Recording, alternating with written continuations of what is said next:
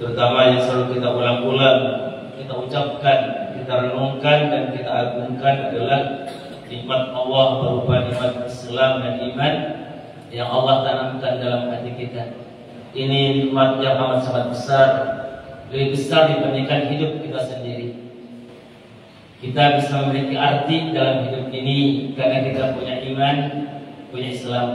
Kita punya orientasi dalam hidup ini kemana tujuan arah hidup kita juga karena iman dan Islam. Kita lebih mencintai iman dan Islam kita dibandingkan hidup kita. Kita rela mengorbankan hidup kita demi iman dan Islam.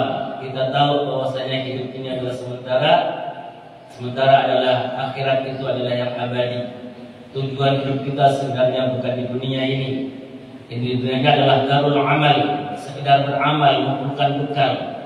Kehidupan sebenarnya adalah akhirat. Walal akhiratu khairul laka minal ula. Sesungguhnya akhirat itu lebih baik dibandingkan yang pertama ini, dunia. Itu lebih baik untuk kalian. Wa inna daral akhirata lahiyal hayawan. Sesungguhnya kehidupan akhirat itu kehidupan yang sebenarnya. Kullu nafsin dha'iqatul maut. Semua yang bernafas pasti akan mengalami al-maut. Faman zuhziha 'anil nar. Siapa yang diangkat kelak zuhziha, diselamatkan oleh Allah dari neraka, wa udkhilal jannah, kemudian dia dimasukkan ke surga, faqad faz, dia orang yang sukses. Sungguh dia adalah orang yang sukses. Sungguh dia adalah orang yang mendapatkan kemenangan.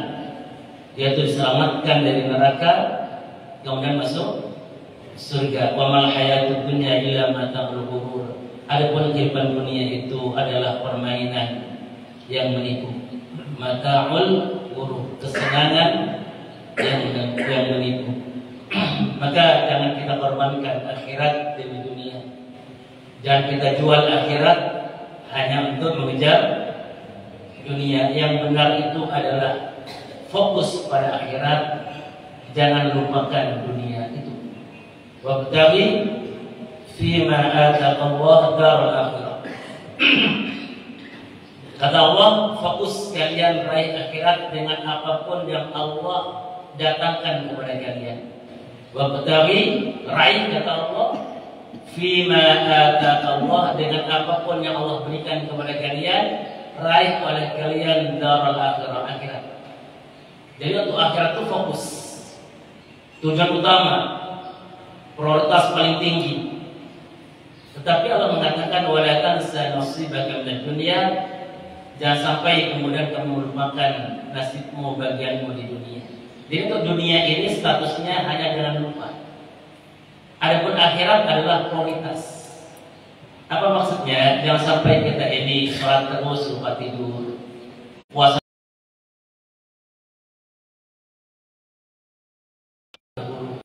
meninggalkan kehidupan, terus kita bertapa seakan-akan kita tidak punya tanggung jawab, orang yang serana ke neraka. Karena itu melakukan pelarangan terhadap karunia Allah. Karunia Allah itu terima dengan penuh syukur. Tanda syukurnya taat kepada Allah. Apa tanda syukurnya taat? Makan pakai tangan kanan, minum tangan kanan. Ketika merendahkan karunia Allah diterima dengan tangan kiri, berarti kita melakukan penentangan kepada Allah Subhanahu wa taala. Padahal doanya adalah Rabbana Allahumma barik lana fima razaqtana wa qina adzabannar. Makan saja kita minta perlindungan di neraka, tapi pakai tangan kiri. Bertolak belakang antara yang diucapkan dengan yang dilakukan. Maka Bapak sekalian yang dirahmati oleh Allah Subhanahu wa taala, dengan nikmatul iman wal Islam ini kita memiliki nilai dalam hidup ini. Kita tahu bagaimana memberikan nilai pada setiap perbuatan kita, dan kita tahu mana letak kesalahan kita. Maka kata Allah, hendaklah dengan apapun yang Allah datangkan kepada kalian meraih akhirat. Ustaz, saya oleh Allah didatangkan rezeki. Ya, dengan rezeki itu kamu raih akhirat. Tapi saya nggak punya uang apa-apa, Ustaz. Saya miskin. Iya, dengan miskinmu itu kamu raih akhirat. Ustaz, saya punya ilmu. Iya, dengan ilmu mau kamu raih akhirat. Saya nggak punya ilmu, Ustaz, saya bodoh awam. Iya, dengan kebodohan dan awam mau kamu raih akhirat. Gimana caranya? Nah, caranya ini jadi ilmu. Orang yang nggak punya ilmu, dia bisa dapat surga, Pak. Dia saat meninggal dunia nggak punya ilmu, nggak dapat ilmu. Tapi bisa dengan kerawamannya dapat surga. Gimana caranya? Caranya dia keluar rumah nuntut ilmu. Walaupun ketika nuntut ilmu nggak dapat ilmunya, tapi cara mendapat ilmunya dia kerjakan. Kata Nabi, "Man salaka tariqan yaltamisu fihi ilman, sahalallahu lahu bihi tariqan ilal jannah." Kata Nabi, barang siapa yang keluar rumah menempuh jalan untuk menuntut ilmu, dia sadar baca Al-Quran saya pelepotan belum bisa. Saya khawatir ketika baca Al-Fatihah keliru-keliru. Dia keluar rumah cari guru menuntut ilmu. Nah, dari sini berarti orang menuntut ilmu nggak boleh pasif, nggak boleh nunggu. Ilmu itu didatangi, bukan dia menunggu ilmu datang. Namanya talibul ilmi, orang yang menuntut ilmu, bukan penunggu ilmu. Maka kata Nabi, barang siapa yang keluar rumah apa? Ialah man salaka tariqan, barang siapa menempuh jalan, berarti aktif. Menjemput ilmu, bukan menunggu di rumah, bukan. Man salaka tariqan, barang siapa yang keluar rumah melangkahkan kaki menempuh jalan, yaltamisu fihi ilman, yang dengan jalannya itu dia menuntut ilmu, sahalallahu lahu bihi tariqan ilal jannah, maka Allah akan memudahkan jalannya ke surga. Di tengah jalan meninggal dunia, dia sebagai penuntut ilmu, meninggal dunia langsung sebagai syahid. Dia di mustaqlim, meninggal dunia, ilmunya belum dapat. Meninggal dunia di mustaqlim, dia adalah syahid. Dia pulang menuntut ilmu, belum sampai ke rumahnya meninggal dunia, dia adalah syahid. Syahid itu langsung Pak fi aif. Maka kata Nabi, kata Allah di Quran, wabtaghi fima ataka Allah darul akhirah. Enggak perlu diratapi apa yang dinasib kita. Karena nasib kita apapun juga berpulang untuk masuk surga. Nasib kita jadi orang kaya dan kayanya bisa masuk surga. Nasib kita orang fakir dan fakirnya bisa masuk surga. Dan nasib kita jadi orang alim dengan alimnya bisa masuk surga. Nasib kita ada jadi orang awam dengan awamnya bisa masuk surga, asalkan menyikapinya benar. Ya, tidak dengan keluh kesah, tidak dengan ratapan. Bapak Ibu sekalian yang dirahmati oleh Allah Subhanahu wa taala, Islam ini adalah agama penuh kasih sayang, rahmatan lil alamin, rahmatan lil alamin. Itu kalau kita enggak baca Quran, kalau baca Quran rahmatan lil alamin. Jadi kalau kita tidak bisa baca Quran, boleh baca rahmatan lil alamin. Itu bahasa kita, bahasa manusia. Tapi ketika kita bermaksud menyetir Al-Quran menjadi rahmatan lil alamin, maka masuklah hukum tajwidnya, rahmatan lil alamin. Penuh kasih sayang, memikirkan tentang kebahagiaan penganutnya. Islam ini adalah agama yang penuh dimensi ilmiah. Makanya aspek akal itu oleh Allah selalu dikumandangkan. Afala ta'qilun, tidakkah kamu berakal, kata Allah. Afala tatafakkarun, tidakkah kamu berfikir, kata Allah. Selalu akal ini oleh Allah dipanggil agar orang-orang Islam ini kecerdasannya jauh melampaui orang-orang yang tidak Islam. Afala yanzuruna ilal ibili kaifa khuliqat wa ila as-samai kaifa rufi'at, tidakkah kamu perhatikan bagaimana unta itu diciptakan? Teliti, kata Allah, observasi. Itu mewakili ilmu tentang dunia binatang, dunia biologi. Wa ila as-samai kaifa rufi'at, dan bagaimana langit ditinggikan oleh Allah, segala macam apa yang ada di langit itu, galaksi-galaksinya dan sebagainya, bintang-bintangnya, garis edarnya, kemudian pengaruhnya pada musim dan sebagainya. Kenapa tidak kamu perhatikan itu?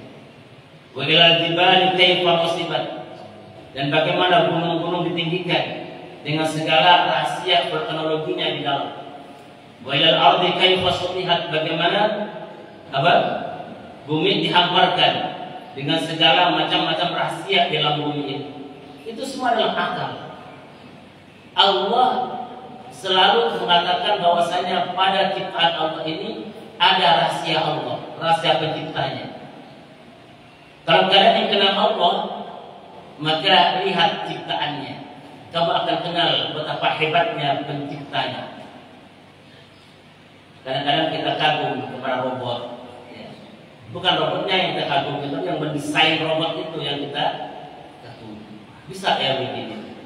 Nah, ketika kita ingin kenal Allah, pendekatannya melalui makhluk.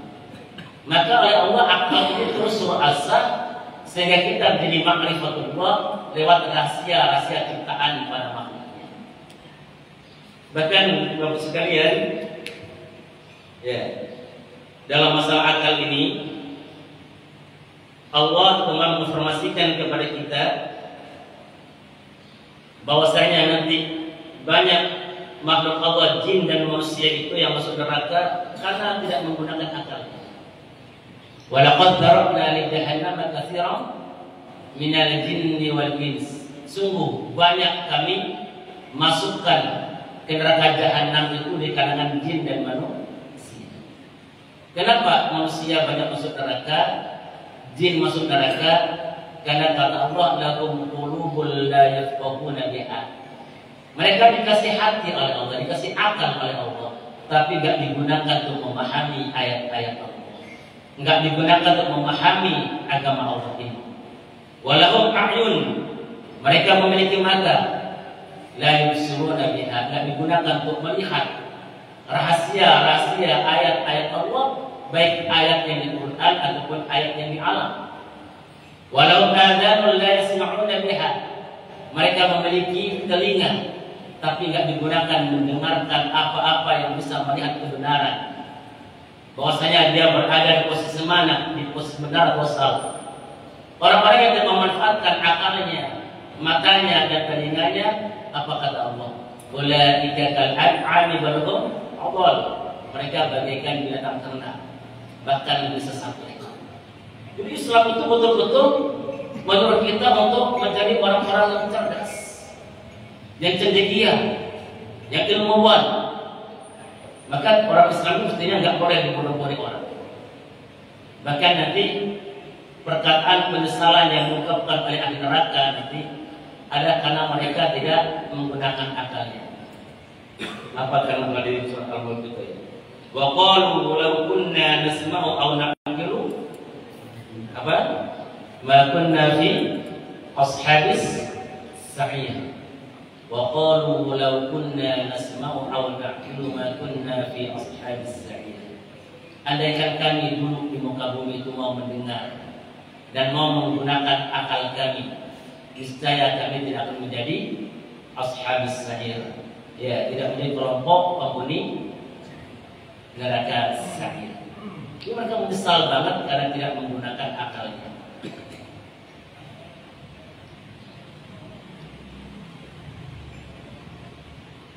Bapak Ibu sekalian, kaitannya dengan akal ini, maka kemarin kita pahami semua syariat Islam ini pasti ujungnya dua.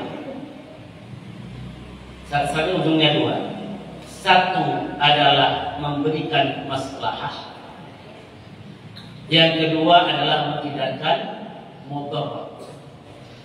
Semua ajaran Islam ini pasti berujung pada dua hal. Ujung pertama adalah maslahah, manfaat. Yang kedua adalah menghindari mudarat. Semua hukum dalam Islam ini berujung pada dua hal.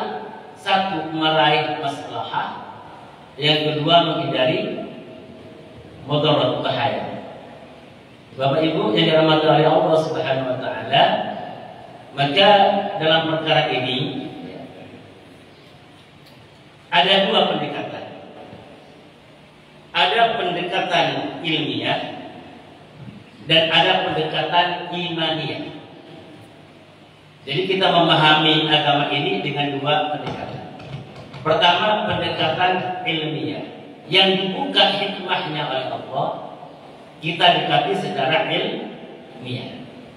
Tapi yang nggak dibuka oleh Allah hikmahnya, kita dikapi secara imaniyah. Contohnya apa Ustaz? Secara ilmiah, subuh ini bagusnya 4 rakaat. Kenapa? Kita masih segar. Persoalan belum banyak, ya. Baru dari istirahat yang lama, kondusif untuk kita khusyuk. Itu menurut pikiran kita. Tetapi kemudian Allah menentukannya 2 rakaat. Berarti kita terima secara apa? Imaniyah. Secara keimanan ini benar, cuma kita belum tahu apa hasilnya. Berbeda dengan zuhur dan asar, itu dalam keadaan capek-capeknya. Tapi oleh Allah kemudian kita dikasih berapa rakaat? 4 rakaat. Maunya kita berapa? 2 atau 1 belum? Tapi Allah tentukannya 4. Berarti kita terima kebenaran 4 itu secara imaniyah. Apa lagi? Tawaf. Kenapa tawaf 7 kali putaran? Kenapa enggak 1? Kenapa enggak 3? Kenapa enggak 5? Kenapa harus 7? Ini enggak dibuka oleh Allah apa rahasia 7 di sini. Kita enggak tahu. Maka kita terima sebagai kebenaran adalah secara imaniyah, sehingga kalau 6 kita tawafnya kurang, enggak sah. Kalau 8 kelebihan. Kalau kelebihan bagaimana hukumnya? Zalim. Kita tadi orang berwudu 1 kali usap, 1 kali siraman itu sah. 2 kali siraman boleh. 3 kali siraman sunnah. 4 kali siraman zalim. Sengaja 4 kali siraman berarti dia sudah melampaui garis zalim. Jadi kalau kemudian ada orang tawaf 6 kali putaran sah.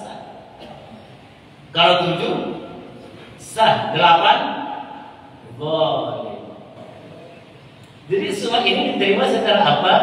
Secara imaniyah. Secara imaniyah. Adapun hal-hal yang dibuka oleh Allah hikmahnya, maka kita terima secara ilmiah. Tapi baik itu yang secara ilmiah atau imaniyah, ujungnya pasti 2. Setiap ajaran Islam itu akan memberikan maslahat kebaikan. Dan yang kedua adalah menghindarkan kita dari kemudaratan. Itu ujungnya. Bapak Ibu yang dirahmati oleh Allah Subhanahu wa taala, maka kemudian sebelum kita masuk ke dalam apa? Ke dalam kesimpulan tentang masalah apa maqasidus syar'iyyah, kita kembali lagi memberikan dasar pemahaman ini pada aspek bahwasanya semua ini berujung pada dasarnya yaitu masalah keimanan.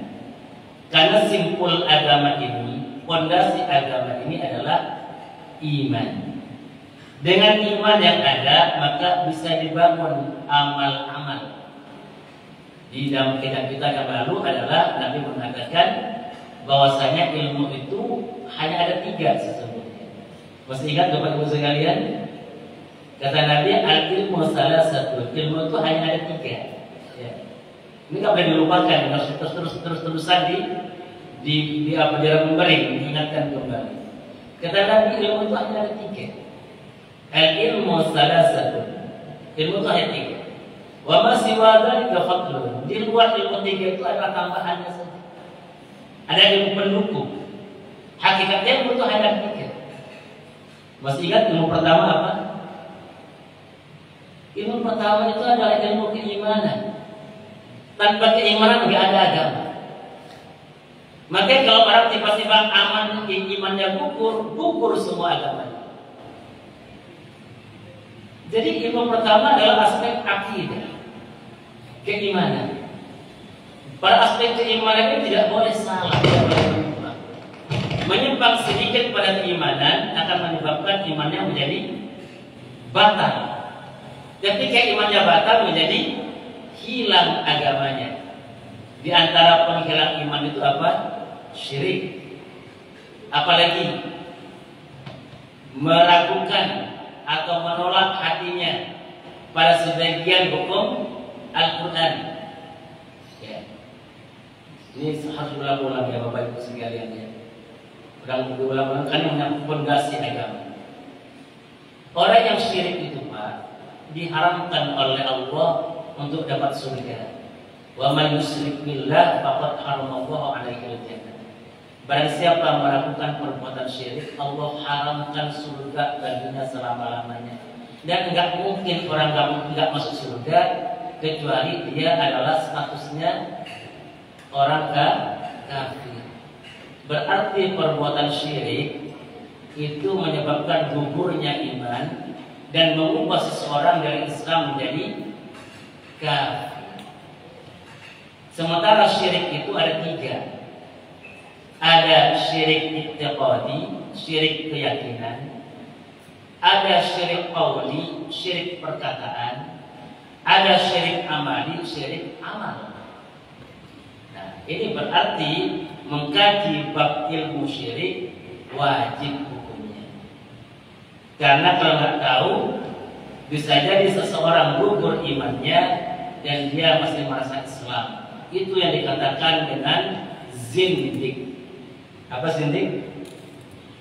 Dirinya sudah keluar dari Islam, tapi perasaannya masih Islam saja. Padahal i'tiqadnya sudah mengeluarkan dia dari Islam, perkataannya mengeluarkan dia dari Islam, perbuatannya mengeluarkan dia dari Islam. Itu syirik menggugurkan iman. Yang kedua adalah ada rasa berat di hatinya terhadap sebagian ajaran Islam. Enggak ngomong, cuma hatinya enggak puas. Sampai dia mengatakan Tuhan pun saya lawan. Itu dilakukan ateis itu. Ini ngomong kalau ini ada orang yang ngomong di hatinya cuma berat, enggak terima. Kok begini sih hukum Islam dalam masalah waris? Enggak adil ini. Ngomong di hatinya. Saya enggak mau ya. Di hatinya keberatan. Maka kata Allah, fala wa rabbika la yu'minun. Demi aku sebagai Tuhan Muhammad, mereka tidak beriman. Mereka tidak beriman. Hatinya berat dengan sebagian ajaran Islam, itu menggugurkan iman. Karena dikatakan iman itu Pak, orang itu rela dirinya diatur oleh agama ini. Dia terima 100%. Dari A sampai Z tidak ada satupun yang dia tolak. Dia berpihak kepada imannya. Demi imannya dia rela mati. Demi imannya dia rela korbankan hartanya. Bukan dia masuk Islam, kepingin mengkritisi ajaran Islam. Sehingga dia memilah-milah mana yang dia senangi dia terima, mana yang tak suka dia tolak. Itu Pak Yahudi dan Nasrani. Yu'minuna bi ba'dil kitabi wa yakfuruna bi ba'd. Mereka mengimani sebagian Alkitab dan mengingkari sebagian yang lain. Nah, perlu diingat Bapak Ibu sekalian, nanti di akhirat kita ini bukan hanya ditanya bab sholat. Bab sholat ditanya saya, bab sholat saja kita ditanya enggak. Bukan hanya bab sholat, bab wudu, bab puasa, bab haji, bukan itu saja. Tapi yang ditanya oleh Allah juga bab ekonomi, bab sosial, bab bernegara juga akan ditanya oleh Allah. Maka di Quran itu ada ayat-ayat tauhid, ada ayat-ayat ibadah, ada ayat-ayat nuntut ilmu, ada ayat-ayat berkeluarga, ada ayat tentang masalah berpakaian, ada ayat masalah makan, ada ayat mencari nafkah, ada ayat politik. Nah sekarang ini adalah tahun politik. Ini perlu saya angkat sekarang ini. Di tahun politik ini, kalau kita akan ngaji tauhid, akan banyak orang Islam yang bergugurkan imannya. Ini bisa kembali kita ukur dengan 2 ayat di Quran. Satu An-Nisa ayat 65, kemudian An-Nisa juga 138 dan 139. Sekarang dalam politik ini jangan sampai gara-gara politik kita menjadi kafir. Apa itu ayat politiknya? 138 itu Allah berfirman, A'udzu billahi minasyaitonir rajim, basyiril munafiqin. Kata Allah, basyiril munafiqin bi anna lahum 'adzaban aliman. Wahai Muhammad, kasih gembira kepada orang-orang munafik. Basyir, berikanlah berita gembira kepada orang-orang munafik. Apa berita gembiranya ya Allah? Bi anna lahum 'adzaban alima. Berita gembiranya Allah sudah menyiapkan azab yang pedih bagi mereka. Jadi berita gembiranya orang munafik apa Bapak Ibu? Azab yang pedih. Ini kalimatnya apa nih? Kalimat sanjungan atau kalimat penghinaan? Kalimat penghinaan kepada orang-orang munafik. Allah berfirman, basyiril munafiqina bi anna lahum 'adzaban alim. Muhammad kasih berita gembira pada orang munafik bahwasanya Allah sudah menyiapkan azab yang pedih. Berarti munafik ini ada bentuk kekufuran. Siapa orang munafik yang dimaksud di ayat ini? Allah jelaskan di ayat 139. Alladzina yattakhiduna al-kafirina awliya'a min dunil mu'minin. Yaitu orang-orang yang mengangkat orang kafir sebagai pemimpin dan meninggalkan orang mukmin sebagai pemimpin. Ini ada dua kandidat. Kandidat wali kota, kandidat bupati, kandidat gubernur. Ada yang Islam, ada yang kafir. Terus sebagian orang yang KTP-nya Islam memilih, ini baru memilih apalagi tim suksesnya ya, memilih calon yang kafir, meninggalkan yang beriman. Maka mereka itu kena dua ayat sekaligus, An-Nisa 138 dan An-Nisa 139. Kata Allah, kasih berita gembira Muhammad pada orang-orang munafik bahwasanya Allah sudah menyiapkan azab yang pedih, yaitu orang-orang yang menjadikan orang kafir sebagai pemimpin dan mereka meninggalkan orang-orang beriman. Ayabtahuna indahu al-izzah. Apakah mereka itu mengharapkan kemuliaan pada orang kafir itu? Fa innal izzata lillahi jami'an. Padahal kemuliaan adalah milik Allah Subhanahu wa ta'ala. Ini camkan baik-baik. Kita keberatan dengan ayat ini karena 65 An-Nisa. Fala warabbika la yu'minun. Dan dihapus oleh Tuhanmu Muhammad. Mereka sesungguhnya enggak beriman. Kenapa keberatan dengan ayat-ayat Allah? Mereka mengkritisi ayat-ayat Allah. Siapa kita? Kita ini adalah penganut agama. Penganut agama itu artinya mau diatur oleh agama, bukan mau mengatur agama. Agama ini milik Allah. Allah tidak minta persetujuan kita. Allah tidak akan perintahnya selama-lamanya, karena Allah yang akan bertanya kepada kita. Benarkah imanmu? Enggak ya Allah, sebagian saja, seperti kafir. Benarkah imanmu? Total ya Allah, sami'na wa ata'na. Kami melaksanakan perintah, ya ayyuhalladzina amanu udkhulu fis silmi kaffah. Wahai orang-orang yang beriman, masuklah ke Islam secara kaffah, secara total. Jangan mengimani sebagian ayat, mengingkari sebagian ayat. Wa la tattabi'u khutuwatus syaitan. Dan kalian ikuti langkah-langkah setan. Keluar jalur iman berarti kita mengikuti langkah setan. Inna syaitana lakum aduwwun mubin.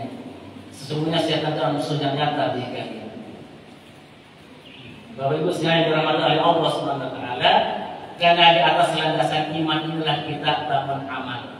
Nah, amal itu ada berapa, Pak? Secara umum, amal ini hanya ada dua. Amal yang kaitannya kita dengan Allah namanya hablum minallah. Dan amal yang kaitannya dengan manusia namanya hablum minannas. Jadi secara umum amal itu hanya ada dua. Amal hubungan kita dengan Allah hablum minallah.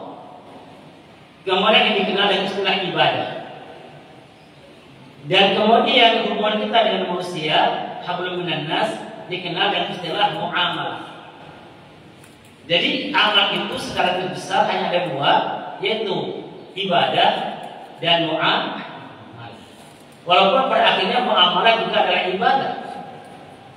Kenapa muamalah jadi ibadah? Karena hakikat diciptakannya manusia hanya untuk beribadah. Sehingga muamalah pun harus memiliki nilai ibadah. Dan muamalah ini mengambil porsi waktu kita mungkin 80% habis untuk perkara muamalah. Atau mungkin 90%-nya habis waktu kita untuk muamalah. 10%-nya masalah ibadah makhluk.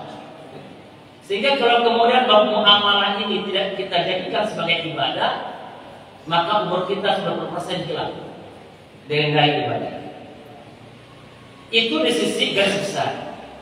Kemudian tempatnya amal itu di mana, Pak? Tempatnya amal itu ada 4. Satu adalah dikatakan amal qalbiyah, amal hati. Yang kedua adalah amal yang dilakukan oleh lisan kita, amal lisani. Yang ketiga adalah amal dengan anggota tubuh kita, amal jawarih. Dan yang keempat adalah amal yang dikerjakan oleh harta kita, amal maliyah. Jadi tempatnya amal itu ada 4. Ada amal yang berada di hati. Apa saja amal di hati itu? Niat, ikhlas, ridho, sabar, syukur, tawakal, raja, mahabbah, husnudzon. Ini semua ada di mana? Ada di hati. Ini menjadi amal-amal hati. Ikhlas itu di hati, bukan di lisan. Niat itu di hati, bukan di lisan. Sabar itu di hati, bukan di lisan. Syukur itu di hati, bukan di lisan. Tawakal itu di hati, bukan di lisan. Mengharap kepada Allah itu di hati. Rasa takut di hati. Cinta di hati. Ini semua adalah amal-amal apa? Qalbiyah. Yang kedua adalah amal lisan. Zikir, berbicara dengan orang, ya, mengungkapkan perasaannya, baca Quran, bersolawat, ya, ngobrol-ngobrol. Itu semua adalah amal lisan. Kemudian apa lagi? Amal perbuatan dengan badan, olahraga, ya, wudu, jihad, atau muamalah bekerja, bertani, ya. Kalau ibu-ibu bikin sayur, ya, masak. Kalau bapak-bapak kemudian apa? Nyuci, ngepel, nyapu, ya. Atau ibu semua berarti. Bapak-bapaknya nggak berbagian. Ini semua adalah amal-amal dengan jawaban. Yang keempat adalah amal maliyah, amal harta, sedekah, zakat, infak. Itu adalah amal-amal harta. Dan yang kelima, perpaduan semuanya. Perpaduan semuanya. Ya hatinya, ya lisannya, ya gerakan badannya. Contohnya apa? Sholat. Sholat 3 sekaligus. Hatinya khusyuk, hadir, khudu, tunduk kepada Allah, khusyuk, konsentrasi, ya. Yang ada hudur, hadir hatinya. Kemudian ada khudu, merendahkan diri di hadapan Allah, khusyuk, konsentrasi, nyambung. Itu hatinya. Namanya ruh sholat, ruhnya sholat. Lisannya berbicara, Allahu Akbar, Allahu Akbar kabira, walhamdulillah katsira. Badannya melakukan gerakan-gerakan sholat dengan sempurna. Ini 3 sekaligus. Ada yang 4-4-nya gimana Ustaz? Haji 4-4-nya. Hatinya, lisannya labbaik Allahumma labbaik, ya. Gerakan badannya tawaf, ya. Kemudian sa'i, jumrah, dan hartanya juga harus keluar. Ini 4-4-nya sekaligus. Ini dari apa? Dari aspek tempat amal. Ada di hati, ada di lisan, ada di anggota tubuh, dan ada di harta. Bapak Ibu sekalian yang dirahmati oleh Allah SWT, setiap amal kita, apakah itu amal hati, apakah amal lisan, apakah amal anggota tubuh, apakah amal harta, kaitannya dengan hablum minallah atau hablum minan-nas, pasti semuanya diikat dengan 5 hukum. Namanya ahkamul khamsah. Tidak ada satu perbuatan apapun juga, apa yang dilakukan oleh hati, apa yang dilakukan oleh lisan, dilakukan oleh badan, dilakukan oleh harta, kecuali pasti semuanya diikat dengan 5 hukum.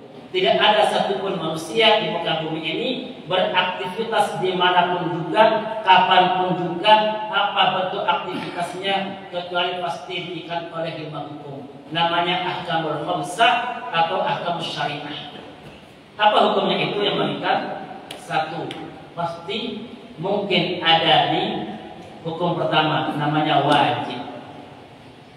Kalau nggak wajib, mungkin ada di hukum kedua, namanya sunnah.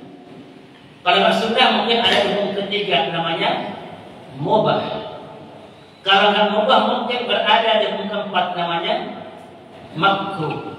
Kalau nggak makruh, berarti pasti ada di hukum kelima, namanya haram. Enggak mungkin keluar daripada 5 pilihan hukum ini. Kalau enggak wajib, sunnah. Kalau enggak sunnah, mubah. Kalau enggak mubah, makruh. Kalau enggak makruh, namanya haram. Ini dikatakan sebagai ahkamut taklifiyah, hukum yang mengikat. Enggak ada manusia keluar daripada 5 hukum ini. Makan itu hukumnya apa? Hah? Mau apa wajib? Bisa wajib, bisa mubah. Bagi orang yang berhak makan akan mati dan hukumnya wajib. Tapi kalau teman karena selera, nggak sampai kenyangan, harus makan tadi di rumah. Ya sampai ke sini ada kue misalnya. Menghormati kepada orang yang melakukan hukumnya sunnah, nggak wajib lagi.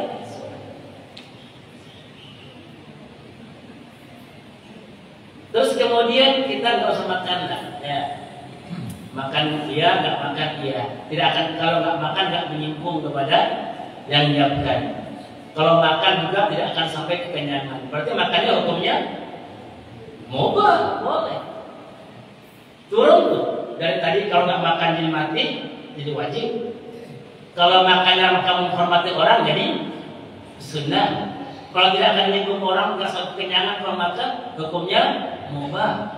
Udah kenyang banget, mana sini ada nasi goreng. Kalau makan kekenyangan nih, hukumnya makruh. Kalau kekenyangannya sampai kompetensinya naik, gulanya akan naik, hukumnya haram. Di bab makan saja bisa hukumnya 5, bisa wajib, bisa sunnah, bisa mubah, bisa makruh, bisa. Jadi tidak ada kursi ini dan semua pilihannya bebas daripada hukum taklifi. Apapun pilihan dia pasti berada di 5 ranah hukum ini. Kalau nggak wajib sunnah, kalau nggak sunnah menjadi mubah, kalau nggak mubah dia makruh, kalau nggak makruh haram. Ada di 5 hukum. Ini namanya hukum apa Bapak Ibu? Hukum taklifi, hukum yang mengikat. Ustaz, ada enggak Ustaz? Hukum lain selain taklif? Ada. Namanya hukum wad'i. Jadi selain 5 hukum ini ada hukum wad'i. Apa wad'i itu? Di mana sebuah hukum yang menyebabkan berubahnya hukum. Hukum berubah karena hukum wad'i. Kalau zuhur itu berapa Pak? Wajibnya salat zuhur berapa rakaat? 4. Gara-gara kita kemudian safar menjadi 2, berubah. Kenapa ini? Karena kena hukum wad'i. Makan ular itu hukumnya apa? haram. Gara-gara hukum wad'i menjadi boleh. Kenapa? Pas kita tersesat di hutan tidak ada lagi makanan, adanya cuma ular. Kalau nggak makan kita mati. Dan kondisi begitu harus makan ular. Jadi boleh makan ular. Bahkan bisa menjadi wajib makan ular. Sekedar apa? Betul dirasakan sate enak. Buat bekal deh, tuh nggak boleh. Ya, buat bekal nggak boleh, cukup sekedar nyambung hidup. Jangan nanti ketemu apa baru nanti putuskan nanti. Jangan yang asalnya haram dibuat bekal. Tapi bolehnya sekedar untuk nyambung hidup. Atas dasar pertimbangan-pertimbangan ini yang haram jadi boleh, jadi wajib karena nyambung hidup. Aslinya laki-laki meraba-raba perempuan bukan mahramnya, bukan istrinya, hukumnya apa? Haram. Laki-laki bukan mahramnya meraba-raba tubuh wanita, bukan istrinya, hukumnya haram. Tapi suatu ketika menjadi wajib hukumnya. Dokter laki-laki lagi meriksa benjolan yang ada pada tubuh wanita. Ini kanker apa tumor misalnya kan? Dia harus membelek, operasi. Nggak mungkin matanya ditutup sudah operasi begitu. Maka dia wajib melihatnya. Kenapa? Takutnya yang kemudian mau dibelek itu pundaknya, karena dia melek lehernya. Maka hukumnya wajib untuk melihat, berubah hukumnya. Kenapa berubah? Karena hukum wajib. Ustaz, kalau begitu memang apa tujuan hukum ini? Kok bisa berubah-ubah? Nah, itulah yang dikatakan dengan judul pengajian kita pada pagi ini. Namanya adalah maqasidus syar'iyyah. Ada maksud-maksud atau tujuan daripada hukum syariat. Sehingga hukumnya berubah-ubah.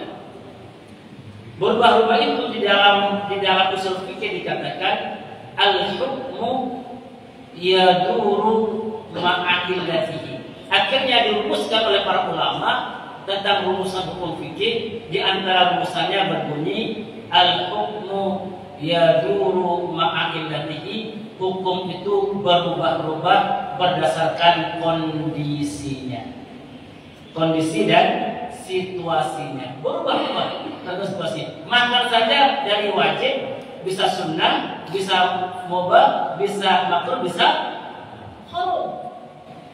Situasinya gimana? Berubah. Sehingga dari situlah orang-orang mengatakan, Masya Allah, ini agama benar-benar datang dari Allah Rabbul Alamin. Sehingga dengan hukum ini nggak mungkin terjadi kekosongan hukum. Oh, ini nggak ada hukumnya. Ini yang membuat para pakar hukum internasional bingung dan kagum dengan hukum Islam. Ada masalah ajar apa saja Islam ada hukum. Hadir hukum dalam Islam. Kenapa? Karena Islam itu memiliki maqasidus syar'iyyah. Maqasid itu jamak daripada maksud. Kalau satu maksud, kalau banyak maqasid. Maksud itu asli bahasa Arab. Maksudnya apa? Maksudun itu bahasa Arab. Maksudnya yang apa maksudnya? Maksud ya. Sudah jadi bahasa Indonesia maksud. Kalau banyak maqasid. Ya, menjadi diterjemahkan tujuan-tujuan hukum syar'i. Apa tujuan hukum syar'i itu? Semua hukum baik itu wajib, sunnah, mubah, makruh, haram, dan mengikat semua perbuatan manusia, tujuannya ada 5. Ada 5 tujuan hukum ini. Satu adalah hifdzuddin. Adanya hukum ini menjaga jangan sampai manusia gugur agamanya, jangan sampai manusia rusak agamanya. Makanya kemudian ada hukum yang mengatur agar agama manusia tidak rusak. Contohnya apa, Ustaz? Orang Islam ini dilarang berakrab-akrab dengan non-muslim.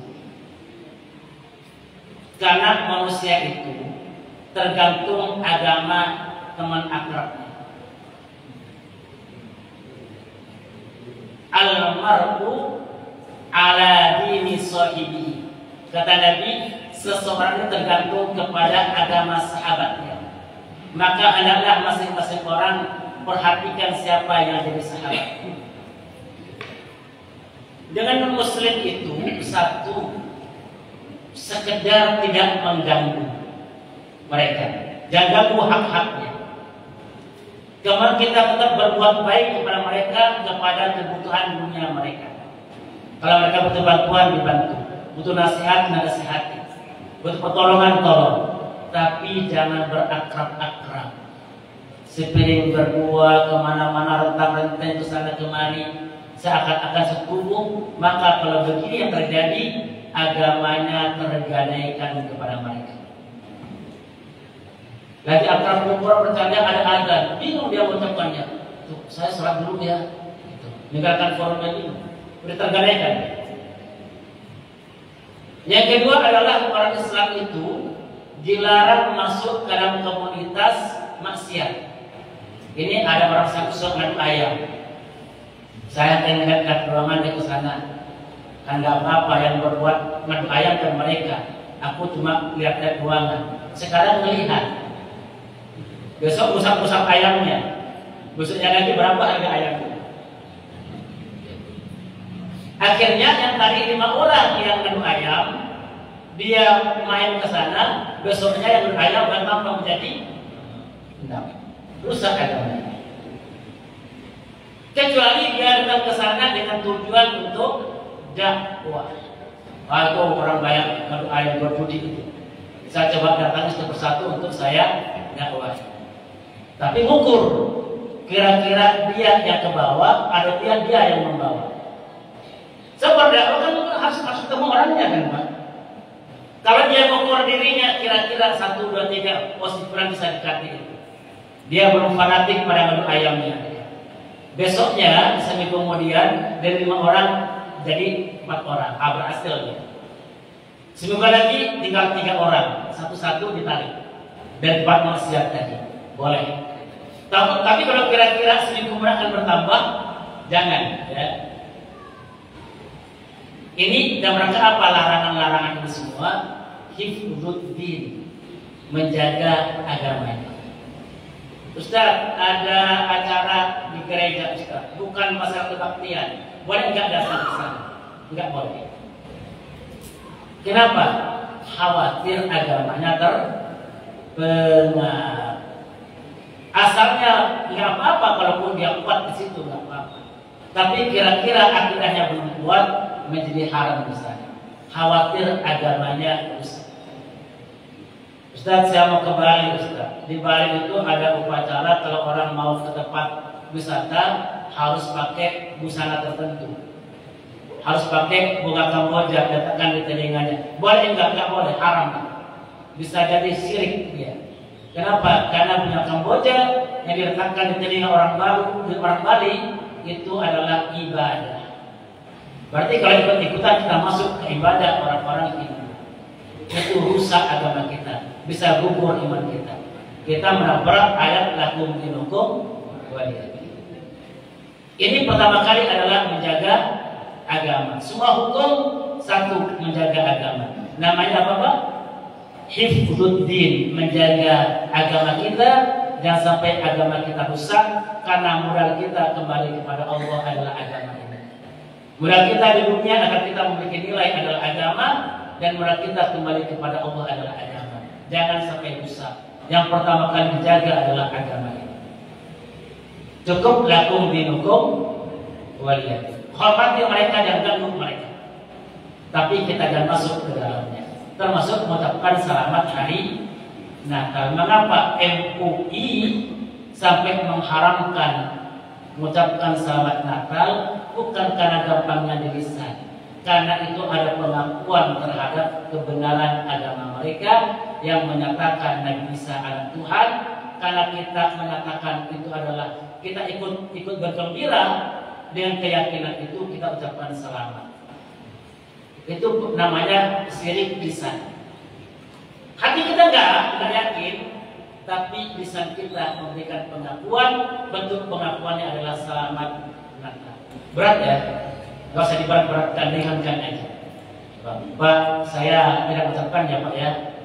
Bro, saya tidak mengucapkan ya. Tapi saya menghormati agamanya. Lakum dinukum. Nanti pada waktu Idul Fitri, ente nggak usah mengucapkan selamat juga pada anak Pak. Jadi ada satu garis yang jelas. Mana hubungan pertemanan, mana hubungan agama. Kita berteman bro, cuma ini agama saya melarang. Kalau saya mengucapkan ini, saya berarti mengakui bahwasanya ada Isa Tuhan. Jadi kita harus mengerti ya, jangan salah paham. Sekaligus dakwah, sekaligus dakwah. Yang kedua adalah tujuan daripada sekarang ini adalah hifdzun nafas, menjaga kehidupan. Makanya tadi itu kalau orang sampai nggak makan, ini lagi puasa Ramadan, dia lagi pusing, sakit, dia sudah lagi gemetar kelaparan, wajib buka atau boleh buka? Ini orang gemeteran kelaparan, kehausan, sementara buka puasa masih 2 jam lagi, dia udah pucat. Dia wajib batalkan puasanya atau boleh batalkan puasanya? Wajib batalkan puasanya. Kalau dia teruskan puasanya jatuhnya haram. Kenapa? Jiwanya terancam. Seakan-akan Allah tidak punya keringanan terhadap orang yang nggak kuat puasa. Seakan-akan Allah tidak punya kasih sayang. Dia paksain. Padahal dia sudah pucat, dia sudah gemeteran. Maka wajib batalkan puasa. Hukum berubah. Hukum berubah. Jadi wajib dia batalkan puasanya karena kondisinya sedang sakit dalam keadaan apa ini? Kritis, bahaya. Diteruskan bahaya, minimal pingsan anak ini. Maka wajib batalkan puasa. Bukannya wajib Pak. Maka kata Nabi, kondisi begini orang berpuasa nggak ada kebaikan. Ketika Nabi bersama sahabat di tempat terik matahari, safar, ada yang berpuasa merasakan diri, kata Nabi, nggak ada kebaikan berpuasa dalam kondisi ini. Nggak ada kebaikan. Namanya takkan memaksakan diri. Apa tujuannya? Karena hifdzun nafas, menjaga kehidupan. Ular tadi yang asalnya haram, tiba-tiba menjadi wajib dimakan. Kenapa? Hifdzun nafas, menjaga kehidupan. Ustaz, kalau ada orang dipaksa untuk sujud kepada berhala, dia sendirian di situ, dipegang oleh orang-orang kafir, pistol ditembakkan ke kepalanya, dipaksa sujud kepada patung, apa yang perlu dia lakukan? Bolehkah dia sujud? Boleh nggak Pak? Boleh dengan sujud kepada Allah. Itu yang terjadi pada Ammar bin Yasir, sahabat Nabi. Ibunya dipotong di situ, ayahnya dipotong di situ, saudaranya dipotong di situ, tinggal Yasir di sini satu-satunya. Kata orang-orang kafir Quraisy, Yasir, kamu nggak sujud. Ini pedang akan menebas leher kamu. Sujud katanya. Ammar bin Yasir dengan sujud, dengan dia sujud kepada Allah. Di depan dia apa? Dilepas. Kok dia takut? Ya Allah, saya masih beriman atau tidak? Dia lari ke Rasulullah mengatakan, ya Rasulullah, ayah ibuku saudaraku dibunuh di depan mataku. Aku dipaksa sujud kepada Lat, Uzza dan Manat. Aku sujud dengan niat hatiku sujud kepada Allah. Apakah aku masih Islam ya Rasulullah? Yang jawab siapa? Yang jawab bukan Nabi, Allah langsung yang jawab. Illa man ukriha wa qalbuhu mutmainnun bil iman. Kecuali orang yang dipaksa sementara hatinya masih penuh dengan iman.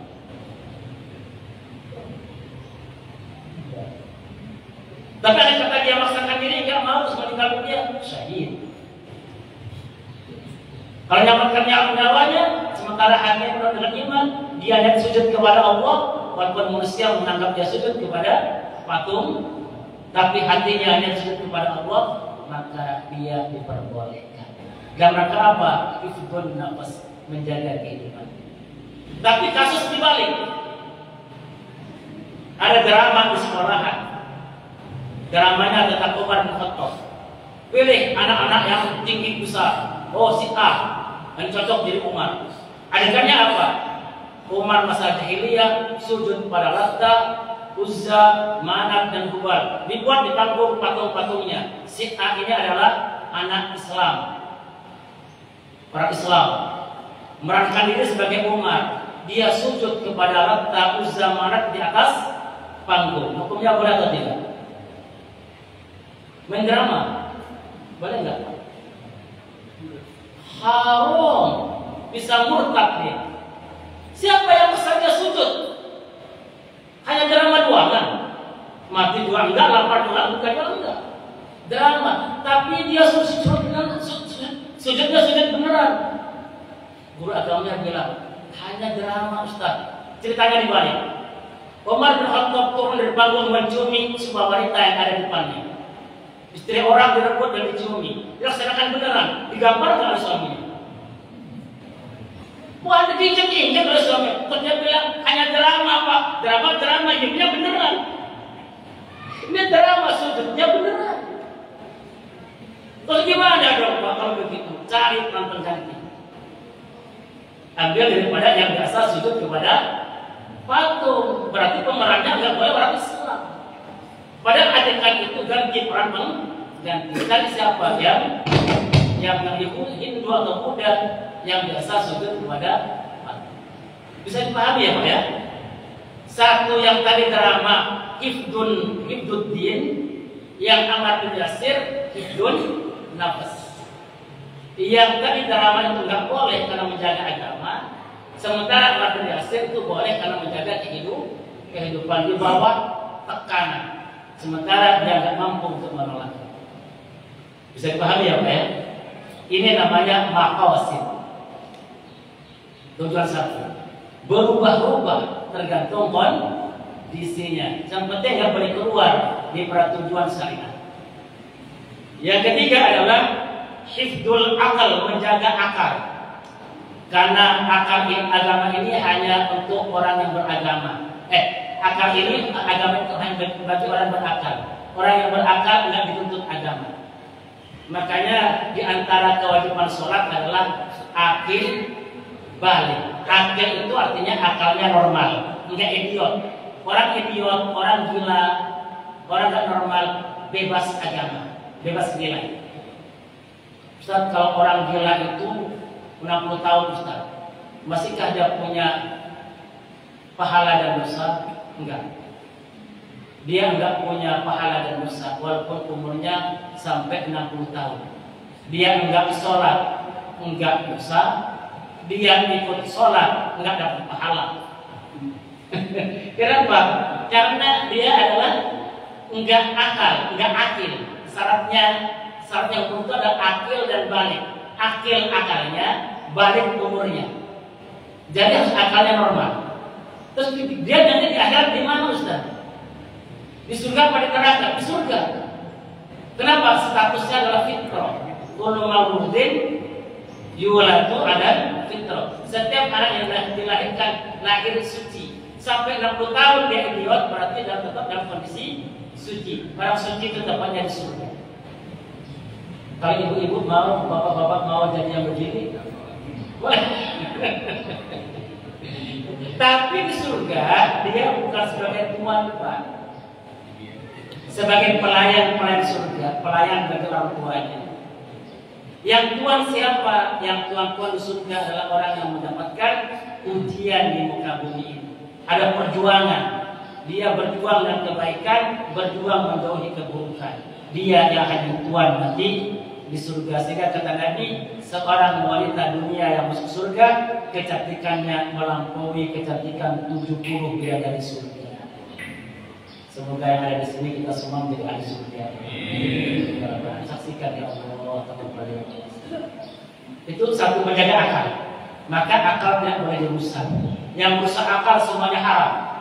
Narkoba haram. Kenapa? Merusak akal. Miras haram. Kenapa? Merusak akal. Minum keras, miras, semua itu adalah merusak akal, hukumnya haram. Sehingga semua hukum-hukum yang ada dalam Islam ini, satu menjaga agama, dua menjaga kehidupan, ketiga menjaga akal. Jangan sampai akalnya rusak. Yang keempat adalah hifdzun nasl, menjaga garis keturunan. Sehingga perselingkuhan, kemudian perzinahan itu diharamkan oleh Allah. Kenapa? Karena status anak ini kemana jalurnya nggak ketahuan.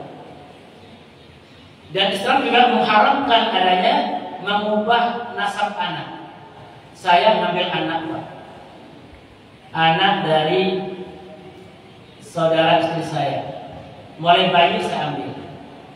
Terus oleh orang BKD ketika itu pada Kepegawaian Negara karena saya itu PNS dibilangin, Mas Samsul, ini ada daftar nama di kakak, iya Pak. Kenapa ini sekarang masukkan dalam daftar gaji? Gimana caranya Pak? Saya bilang, Bapak ke pengadilan minta kemudian pengakuan dan pengadilan bahwa saya anak Bapak. Terus bennya ganti, jangan ben bapaknya, dengan bapaknya menyaroni, jangan ben Roni. Bin siapa Pak? Bin Samsul Arifin, bin saya. Iya, nanti masuk dalam daftar gaji. Enggak Pak. Oh, kenapa enggak Pak? Ini haram. Saya bilang kalau begini haram. Kenapa? Saya mengubah status anak ini menjadi bin Samsul. Padahal bapaknya tetap adalah wali, enggak boleh diganti.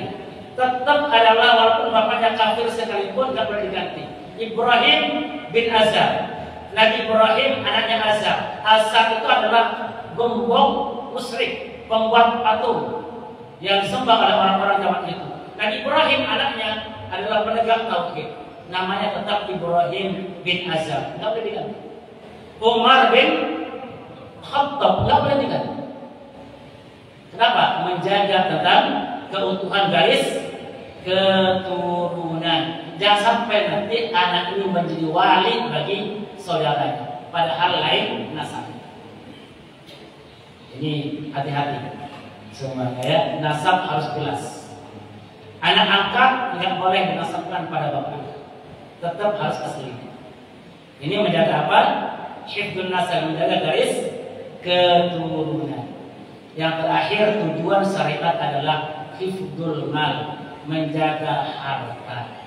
Sehingga dalam Islam itu mana harta istri, mana harta suami harus jelas, jangan campur aduk. Sehingga ada 3 dalam keluarga: harta murni suami, harta murni istri, harta bersama. Harta bersama ini misalnya rumah beli bangun, tentukan harta bersama. Tujuannya apa? Karena masing-masing suami istri punya ahli waris berbeda-beda. Suami ahli warisnya adalah istrinya, anak-anaknya, dan orang tuanya suami, saudaranya suami. Istri ahli warisnya siapa? Suaminya, anak-anaknya, kemudian orang tuanya istri, saudara-saudara istri. Punya jalur ahli waris yang berbeda. Maka pastikan masing-masing itu garis daripada hartanya. Jangan sampai harta suami di atas namakan istri, pas suaminya meninggal muda, semua hartanya udah milik istri, istrinya nikah lagi, anaknya nggak dapat bagian. Atau anak yatim. Kenapa? Salah dalam pengaturan harta.